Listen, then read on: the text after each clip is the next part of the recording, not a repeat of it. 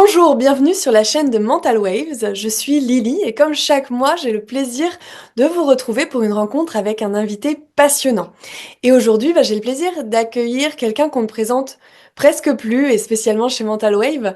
C'est l'un des piliers de l'énergétique en France. Ses soins intemporels sur YouTube ont été vus par plus de 24 millions de personnes.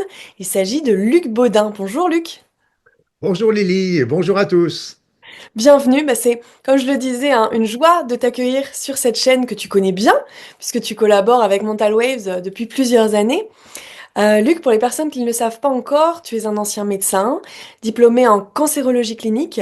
Aujourd'hui, on te connaît surtout comme le spécialiste français en soins énergétiques. Tu as écrit de nombreux livres à ce sujet. Moi, ça fait plusieurs années que je travaille avec, là c'est l'édition 2018, mais je crois que c'était la quatrième édition, ton manuel de soins énergétiques.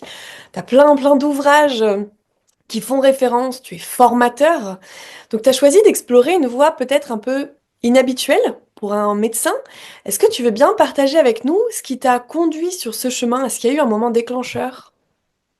Oh là là, il y en a eu beaucoup. Mais c'est vrai qu'il faut comprendre aussi qu'il y a beaucoup de médecins qui sont intéressés aussi à ces soins énergétiques. Il y en a qui viennent suivre mes formations en présentiel. Enfin, j'en fais plus, mais quand j'en faisais, ils suivaient ces formations et donc il y a beaucoup de curieux. Et moi, qu'est-ce qui m'a poussé là-dessus? Je dirais qu'il y a eu deux points. J'ai toujours été interloqué par les personnes qui étaient capables de soigner uniquement avec les mains. Donc déjà, moi je dis, mais c'est de la magie, c'est quoi, etc. Et puis après, bien plus tard, j'ai vu avec mes patients qu'il y avait un certain nombre d'entre eux qui allaient voir des magnétiseurs, des rebouteux, des guérisseurs. Et en fait, il y avait beaucoup de monde qui allait les voir, ces personnes.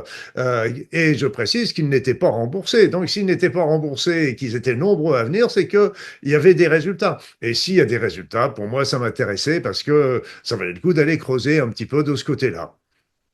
Ok, et du coup, tu t'es formé, t'es allé rencontrer des gens, des praticiens, t'as questionné tes clients, tu t'es formé toi-même? Est-ce que t'as reçu d'ailleurs toi des soins? Oh ben là, ça a été plus simple que ça parce que à l'époque, c'était l'époque du médecin de famille plus que du médecin généraliste. Et j'étais dans mon cabinet, j'étais un des rares médecins, du moins dans la région où j'exerçais, qui acceptait de recevoir des guérisseurs, des rebouteux, des magnétiseurs. Tous les autres collègues allaient leur dire, allez jouer ailleurs. Et donc, comme je vous dis, je disais, je suis, c'était des médecins de famille, donc on devenait des amis en fait au fur et à mesure des années. Moi, j'ai été 20 ans dans le même cabinet, et donc on se devenait des amis, et puis bah, ils m'ont fait le plaisir de me transmettre leur technique, donc j'ai pu ainsi les apprécier. Et puis moi, j'aime beaucoup voyager, et donc j'ai été un peu partout dans le monde, voir des guérisseurs philippins, des guérisseurs des Amchi au Tibet, médecine traditionnelle chinoise, etc., etc. Donc j'ai rassemblé comme ça un grand nombre de techniques très variées, très différentes et que j'ai pu, après avoir réfléchi, parce que ces techniques était efficace, j'ai pu le constater, mais je ne savais pas comment ça fonctionnait. Et donc, j'étais un peu coincé là-dessus parce que c'était dans mon esprit cartésien de médecin, ça ne cadrait pas. Et donc, j'ai attendu un petit peu avant de les pratiquer véritablement sur mes patients. Et je suis passé par, tout à fait par hasard, mais ce n'est jamais un hasard, évidemment, je suis passé par la lecture de la physique quantique, de traités de physique quantique avec on a des super beaux textes de Hawkins, d'Einstein, d'Hubert-Reeves, etc., qui nous éclairent la voie parce que euh, beaucoup de physiciens n'osent pas trop aller sur des chemins un peu plus ésotériques, je dirais, parce que la médecine quantique nous mène à l'ésotérie, nous mène à l'énergétique, nous montre que l'être humain est un être énergétique. Et donc, c'est beaucoup n'osent pas parce qu'ils ne seront pas très bien accueillis par le monde scientifique et ils risquent d'avoir des problèmes avec les crédits pour leurs recherches. Mais les grands n'ont pas cet arrêt et donc nous donnent des informations. Et là, ça m'a libéré. Et c'est là que j'ai commencé à étudier, pratiquer quelques techniques que j'avais apprises et mes patients étaient ravis quand je leur disais, bon, bah, on a fait la consultation, est-ce que vous acceptez que je vous fasse en plus, gratuitement, bien sûr, donc compris dans la consultation, un soin énergétique sur ceci, cela, et ils étaient tous avec la banane et c'était un vrai plaisir de voir comme ça les résultats.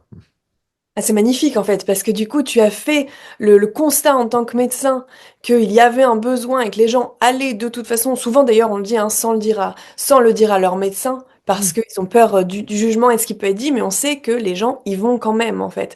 Donc tu as constaté qu'il y avait quelque chose qui se passait, tu t'es formé, tu as eu besoin de venir rassurer peut-être un petit peu le mental en comprenant, en ayant cet aspect scientifique, et à la croisée de tout ça, ça t'a donné l'élan pour te mettre à pratiquer. Et du coup, c'est génial parce que tu dis que voilà, tu avais bien sûr ta consultation, parce qu'on le rappelle, hein, c'est voilà, on passe toujours par la médecine du corps en premier. Tu avais ta consultation traditionnelle et puis ensuite tu allais apporter ce soin. Comment pour toi on peut concilier justement la médecine plus classique et les pratiques énergétiques? Est-ce qu'elles peuvent cohabiter ces deux approches? Je dirais qu'elles sont complémentaires parce Oui. que avant même, bon, j'étais, on va qualifier aujourd'hui de médecin généraliste, hein, pour être plus clair avec les termes d'aujourd'hui. J'étais médecin généraliste, je faisais mes formations en médecine générale, je faisais des gardes de nuit, de week-end, etc. Donc, je suivais tout le cursus, mais je faisais aussi déjà beaucoup de médecine, d'autres médecines naturelles. Avant, dès que j'ai commencé à m'installer, j'avais déjà une formation en acupuncture, en homéopathie, en sophrologie. Donc, mes patients, quand ils venaient, ils savaient que bah, je leur donnerais le traitement le plus doux possible.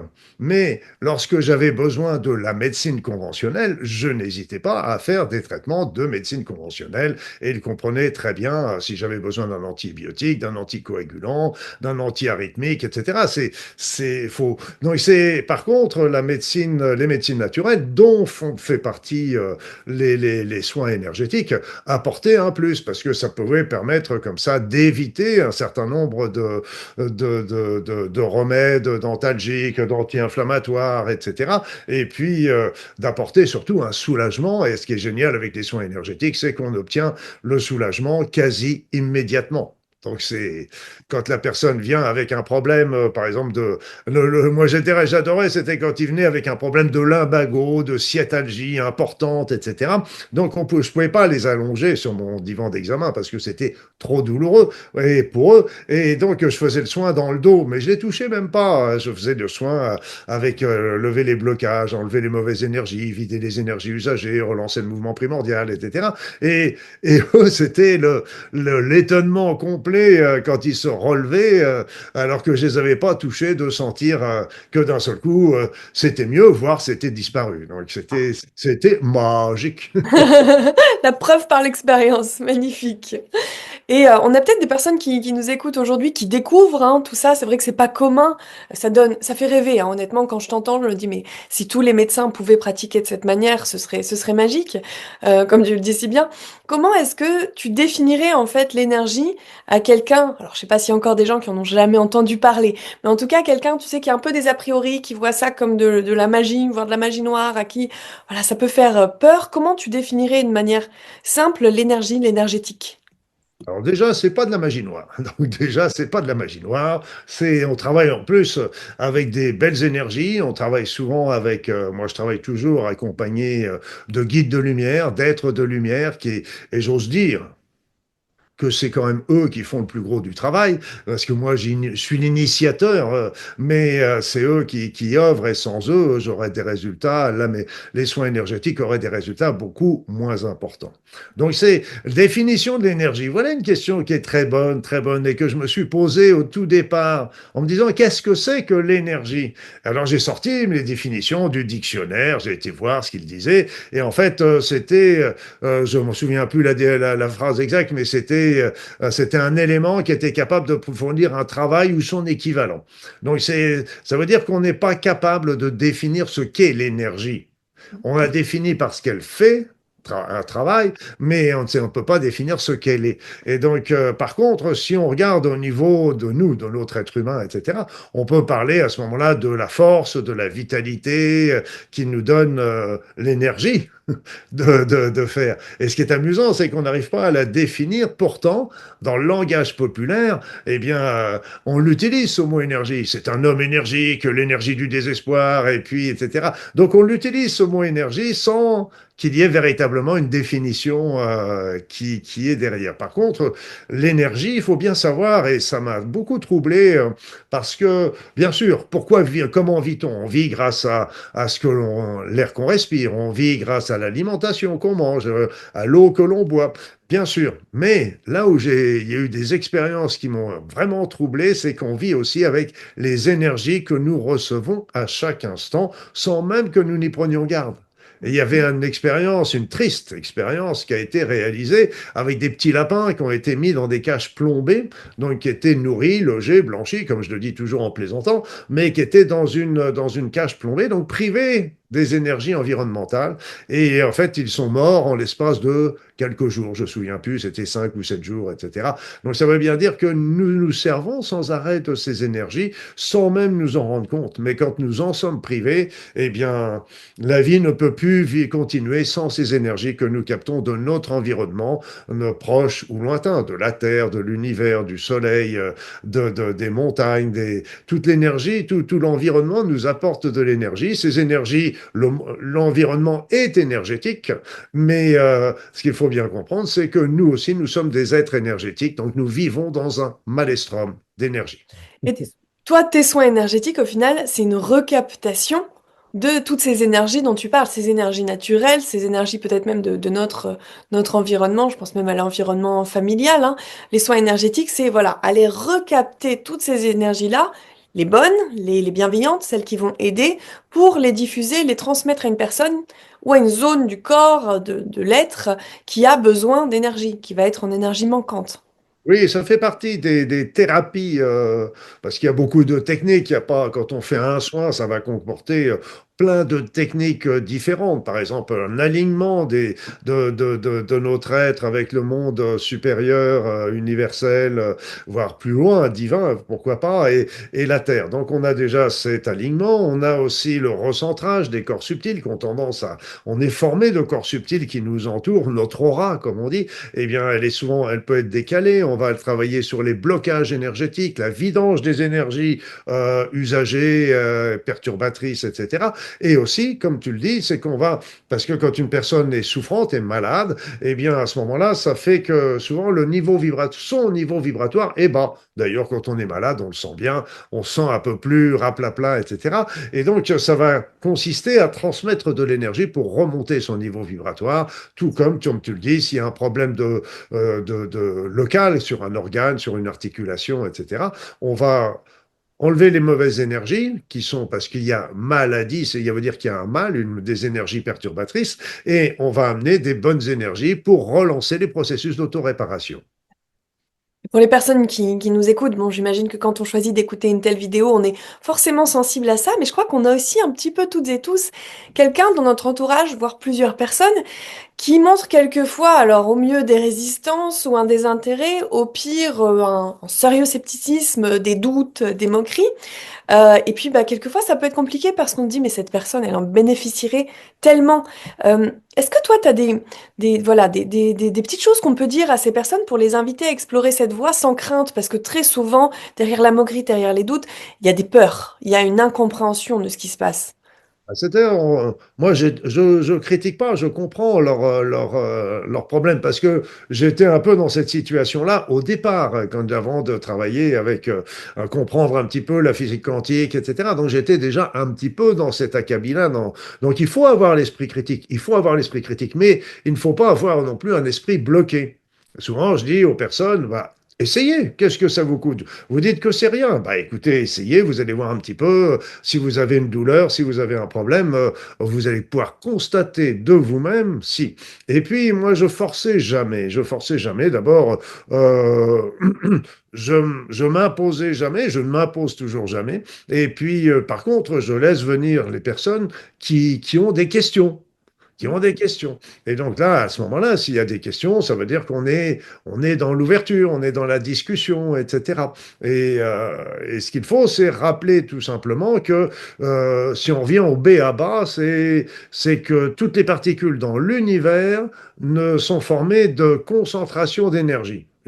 c'est de la concentration d'énergie, parce qu'on était parti de la physique de Newton, où tout était une grande mécanique, etc. Donc, on pensait avoir tout découvert, sauf que on n'avait pas compris encore ce qu'était la matière. Et c'est là que quand on est étudié la matière, on est tombé sur l'énergie. La matière, c'est que de l'énergie. Et l'énergie et la matière, c'est deux aspects du même élément, un peu comme peut l'être l'eau liquide et la vapeur d'eau. Donc, quand on monte à température, ça devient de la vapeur, on peut dire que ça devient de l'énergie, et puis quand on baisse à température, ça redevient de l'eau, on peut dire que c'est de la matière. C'est le principe. Et quand on connaît déjà un petit peu, ça c'est même pas admettre, c'est une preuve scientifique, je veux dire. Et donc à ce moment-là, tout commence à s'enchaîner, et on voit à ce moment-là les soins énergétiques différents, mais aussi on voit le monde différemment, parce que en fait on est dans un monde d'énergie, de vibration, d'information. Donc c'est quelque chose de passionnant aussi. En général, c'est un voyage, hein. Souvent, on s'intéresse à tout ça pour aller mieux, et puis ça nous refaçonne totalement, en tout cas notre vision. D'ailleurs, alors je pense que la question va être oui, puisque tu as un grand nombre d'ouvrages qui se vendent très bien parce que les gens ont envie de trouver ces réponses. Comme tu le dis, tu fais des formations en présentiel depuis longtemps, il y a une vraie demande. Est-ce que tu vois une évolution dans la manière dont les gens perçoivent l'énergie et intègrent même les pratiques énergétiques à leur quotidien? Est-ce que au final on peut se dire il y a peut-être un réveil, un changement un peu profond dans la conscience collective qui fait que tout le monde se tourne ou retourne vers ces pratiques? Bah, ou se tourne plus exactement, parce que bon, c'est vrai que le magnétisme, on le connaît, le Reiki, etc. Mais c'est vrai que les soins ont énormément avancé, évolué. Et il y a deux facteurs qui sont passés. Il y a le facteur des personnes qui deviennent de plus en plus sensibles, en ce sens que, par exemple, aujourd'hui, quand je faisais, j'en fais plus, mais quand je faisais des soins en présentiel, enfin des formations en présentiel, tout le monde était capable de ressentir un corps énergétique, une aura d'une personne, d'une bouteille d'eau, etc., mais en quelques minutes.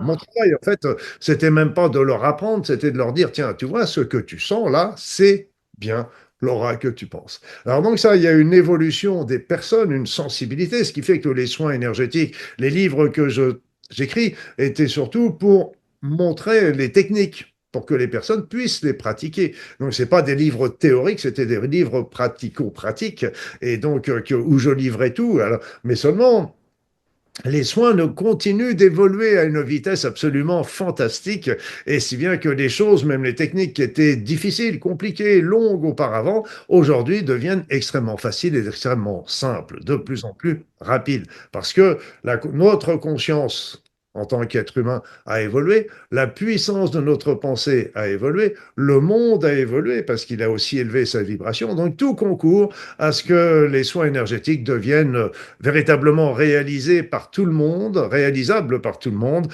et tout le monde peut en voir avec un minimum de connaissances que je transmets au travers de justement mes livres, mes formations, etc.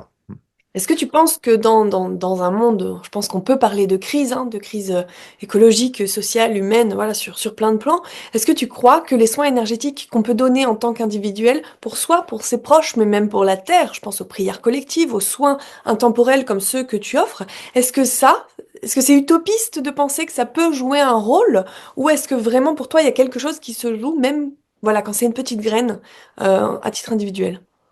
Voilà, c'est la technique des petites graines, en fait, qui me paraît important. C'est que qu'est-ce qui nous demande? Le monde change. Bon, on le voit bien avec tout ce qui se passe au niveau des médias, mais sur le plan subtil, beaucoup de choses changent également, et on va vers quelque chose sur le plan subtil, qui est beau. Sur le plan géopolitique, on verra, mais le monde subtil peut aussi influencer largement les événements. Et il suffit simplement que chacun s'y mette, mais il n'y a pas besoin de se regrouper, de faire des associations. C'est vrai que si on fait des méditations ensemble, etc., c'est bien, mais chacun reste chez soi quand on fait des méditations de groupe. Et si chacun allume sa petite flamme, Voilà. Et c'est pour ça, on revient un petit peu à ce que tu me disais tout à l'heure. J'essaye jamais de convaincre les autres. C'est-à-dire, je travaille déjà sur moi. Je transmets un petit peu ce que moi je fais, ce que j'ai vu, etc. Et donc, pour élever ma vibration. Et si ma vibration s'étend, elle va pouvoir toucher les autres qui, eux-mêmes, vont pouvoir peut-être ouvrir leur vibration s'ils le désirent. Il y a jamais à forcer qui que ce soit. Chacun est libre et c'est très bien comme ça. Magnifique. Et si on se projette un peu dans le futur, dans 20 ans, dans 30 ans, comment est-ce que tu vois, avec ce que tu sais de ce monde, l'évolution, alors j'ai envie de dire du monde, mais même de la place de l'énergétique dans le monde, dans la médecine? Est-ce que toi, tu vois des changements dans la façon dont la médecine incorpore les pratiques énergétiques? Est-ce qu'on peut espérer des changements aujourd'hui? Ah, il y a déjà des changements, en ce sens que déjà, il y a les barreurs de feu qui sont Mhm. qui s'ouvrent dans certains hôpitaux, ils acceptent, ils font venir, ils acceptent pas, ils font venir des barreurs de feu pour soulager les personnes de leurs grandes brûlures, etc. Dans certains, il y a eu même des magnétiseurs, des guérisseurs qui sont allés, et je me rappelle la réflexion du chef de service qui disait, bon, bah écoutez, je ne sais pas comment ça fonctionne, le magnétisme, etc. Mais tout ce que je peux vous dire, c'est que mes patients sont mieux après. Donc, j'en fais bénéficier mes patients. Et puis, je pense aussi que c'est un peu comme la physique quantique. On est parti de la physique de Newton, matérielle, etc.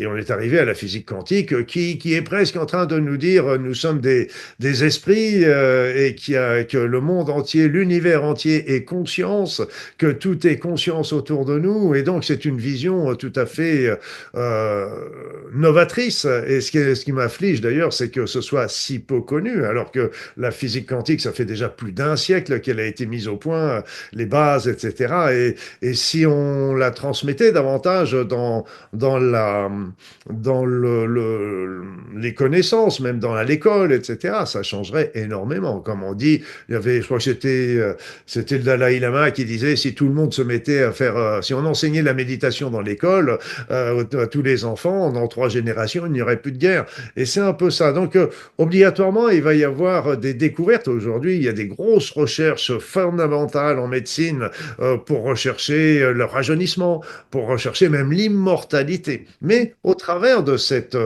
recherche, je pense on va retrouver un petit peu comme la physique de Newton, on est passé dans la physique quantique. Je pense que ces recherches qui sont très techniques, très technologiques, etc., très chimiques aussi, eh bien, on va découvrir des choses qui vont nous apprendre beaucoup sur l'être humain. Et donc, ça va ouvrir également de ce côté-là par rapport à ça.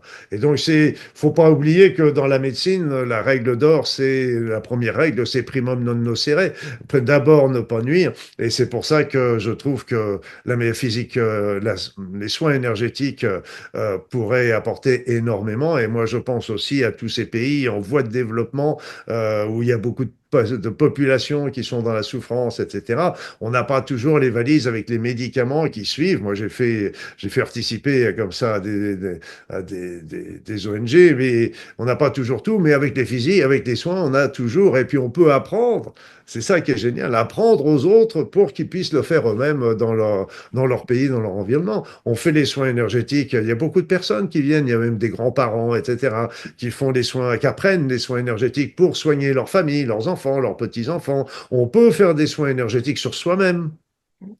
On peut faire des soins énergétiques aussi à distance, un peu comme les soins énergétiques intemporels dont tu parlais tout à l'heure, que je fais sur YouTube. Mais là encore, pour moi, c'était un sacré challenge au départ parce que je me dis, bon, allez, je savais que les soins à distance marchaient, mais de faire ça sur YouTube avec une grande population, etc.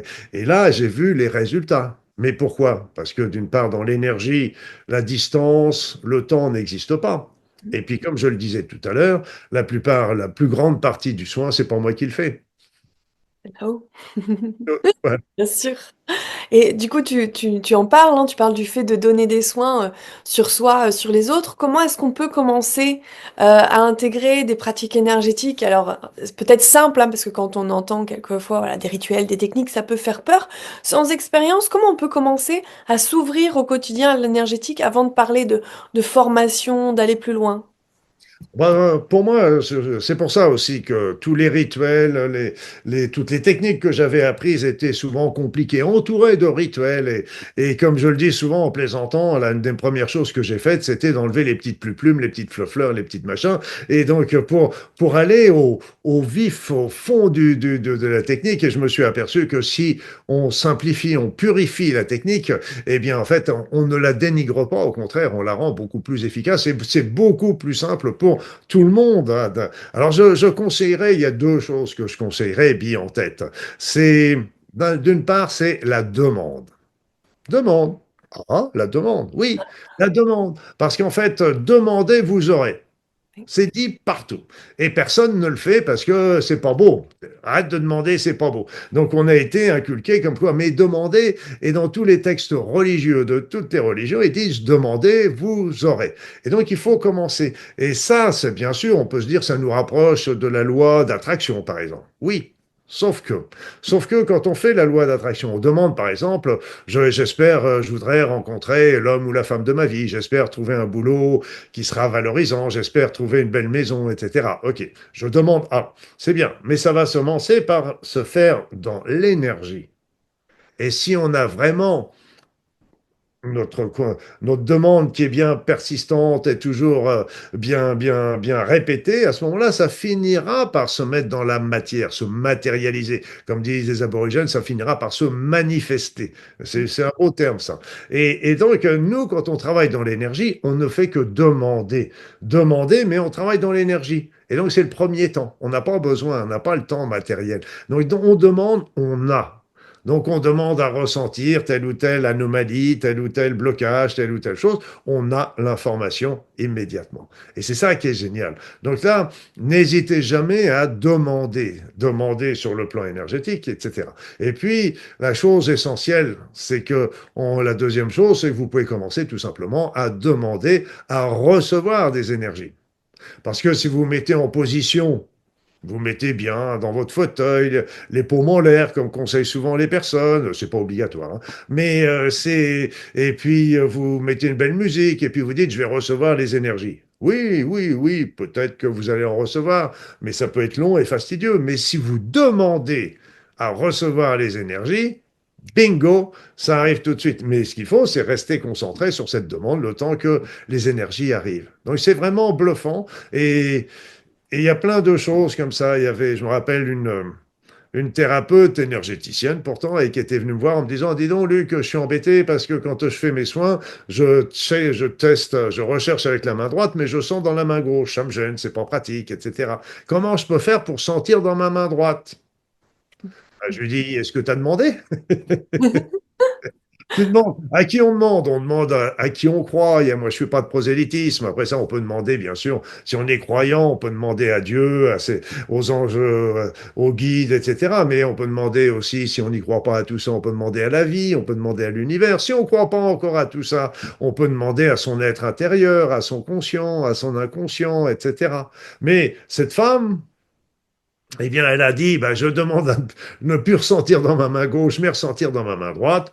Et puis, elle revient à quelques minutes, mais après, puis elle me dit, mais ça marche. Mais parce que tant qu'on est, si on ne demande rien, moi je dis souvent, c'est comme dans un couple, vous savez, si notre conjoint ou conjoint ne dit rien, bon, on considère que tout va bien, parce que on se dit, s'il y avait quelque chose, il ou elle nous en parlerait. Eh bien là, c'est un peu pareil. L'univers, la vie, etc., appelez ça comme vous voulez, si vous ne demandez rien, l'univers dit, bon, bah, il ou elle est contente dans cet état-là, dans la situation. Parce que si elle avait quelque chose, il suffit qu'elle nous le demande. Ah, c'est très parlant comme exemple. Je pense que ça va faire sens pour beaucoup de personnes. En effet, ne pas partir du principe que les autres savent et ne pas partir du principe au final que la vie, que nos gardiens, que là-haut, on sait. Donc à nouveau, hein, oui, communiquer, demander, poser ses intentions, on est toujours dans ce domaine. Mais écoute, Et, et surtout, ce qu'il faut bien comprendre, c'est que les êtres de lumière, les guides, etc., sont très respectueux de notre libre arbitre. non.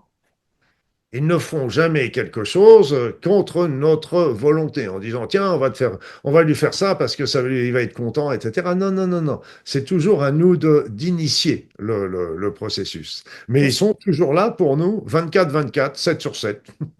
Ce qui fera plaisir à beaucoup de gens, parce que c'est vrai qu'on entend souvent dans ce milieu, et quand on parle de connexion à quelque chose qui nous dépasse, d'accueillir ce qui peut nous être offert, donné, il y a toujours cette peur de beaucoup de gens de perdre le contrôle, de ne pas être vraiment le personnage principal de sa vie, et de savoir que là-haut, on respecte en effet ce qu'on veut, nos décisions, nos actions, c'est important, mais comme tu le dis, ça insiste sur aussi la nécessité de demander et de dire. C'est important parce que il n'y a jamais de mauvais choix. Il n'y a jamais de mauvais choix. Parce que c'est pour ça qu'ils sont très respectueux aussi là-dessus. Parce que si on leur demande rien, ils ne bougeront pas. Mais il n'y a pas de mauvais choix parce que si on fait un choix vers la lumière, hein, le choix bénéfique, le choix vers l'amour, vers la compassion, la compréhension, on peut se dire on a fait le bon choix. Oui, c'est vrai.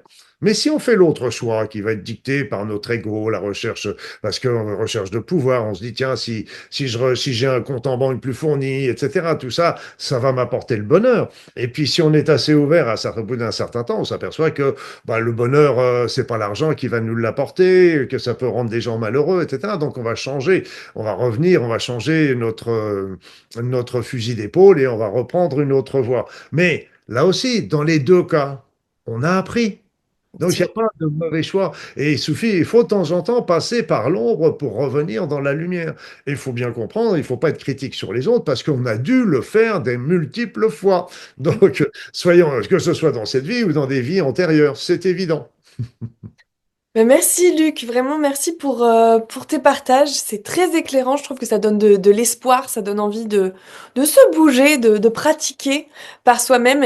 Et d'ailleurs, alors je partageais quelque chose, je sais pas forcément ce que je partage à tous les entretiens, mais j'ai eu le plaisir de recevoir par Mental Wave l'accès à ta toute dernière formation sur les plus grands soins énergétiques. Et je tiens juste à partager aux personnes qui nous écoutent, qui nous regardent, que ce programme est incroyable. Tu as concentré en fait tout ce que tu expérimentes, tout ce que tu as appris et tout ce que tu fais depuis plusieurs dizaines d'années dans ce programme. C'est super complet, c'est juste fou. Il y a à peu près 200 vidéos, donc c'est énorme, hein. J'ai absolument pas tout parcouru, bien entendu. Et en fait, j'ai l'impression que tu partages tous tes enseignements. Il y a tes techniques, il y a ta vision, c'est très riche.